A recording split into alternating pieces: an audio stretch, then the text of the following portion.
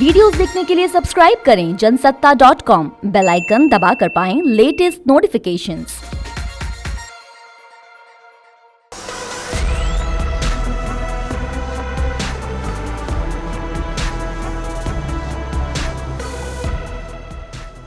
नमस्कार, जनसत्ता में आपका स्वागत है। नीतीश और बीजेपी के बीच सुलगती हुई आग में जेडीयू ने घी डाल दिया है।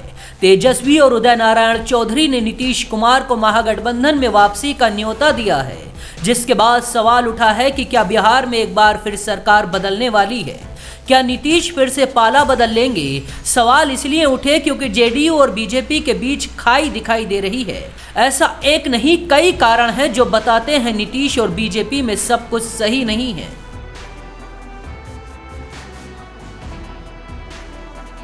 अरुणाचल प्रदेश में जेडीयू और बीजेपी एक साथ थे, लेकिन जेडीयू के 6 विधायक बीजेपी में शामिल हो गए, जिसके बाद जेडीयू के नए अध्यक्ष आरसीपी सिंह ने साफ कहा कि बीजेपी ने उनकी पीठ में छुरा भोंका है।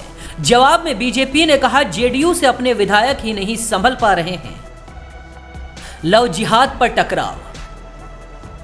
बीजेपी सरकार बनने के बाद धर्मांतरण विवाह कानून लाना चाहती है, लेकिन नीतीश ने धर्मांतरण विवाह कानून को टाल दिया है। जदयू नेता केसी त्यागी ने लव जिहाद कानून को संविधान के खिलाफ बताया। नौकरशाही पर किसकी नकेल? बिहार में नौकरशाही को लेकर भी विवाद है।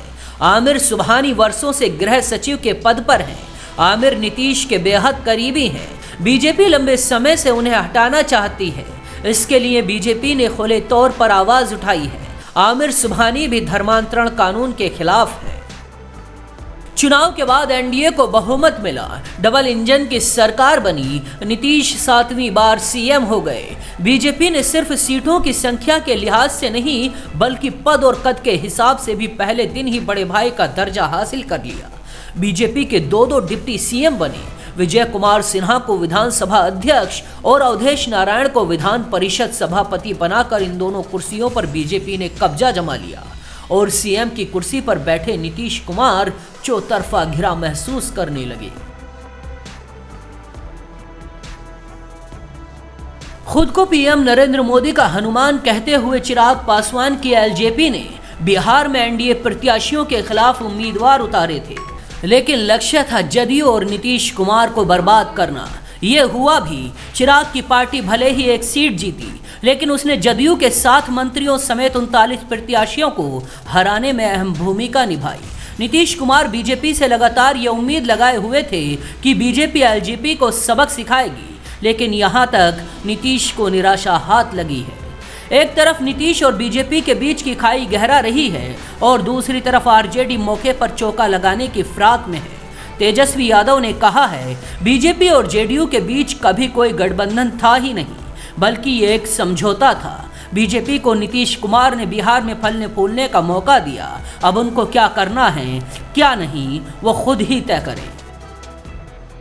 इससे पहले आरजेडी के वरिष्ठ नेता उदय नारायण चौधरी ने नीतीश कुमार से पार्टी में वापसी की अपील की है। अगर नीतीश कुमार तेजस्वी यादव को मुख्यमंत्री बना दें तो उनको 2024 में प्रधानमंत्री के लिए विपक्षी पार्टियां समर्थन कर सकती हैं। आरजेडी के नेता श्याम रजक ने बिहार की सियासत को लेकर बड़ा दावा किया है। श्याम रजक ने कहा है कि जेडीयू के विधायक बीजेपी की कार्यशैली से नाराज हैं और बिहार की एनडीए सरकार को गिराना चाहते हैं। 17 जेडीयू विधायक आरजेडी के संपर्क में हैं और ये जल्द ही आरजेडी में शामिल होंगे। इन बयानबाजियों ने बिहार की सियासत का तापमान बढ़ा दिया है। आपको याद होगा, जब रातों रात नीतीश कुमार आरजेडी का साथ छोड़कर बीजेपी के साथ चले गए थे। नीतीश अपने सियासी फैसलों से हमेशा चौंकाते आए हैं। अगर इस बार भी वो पाला बदलते हैं तो आश्चर्य नहीं होना चाहिए।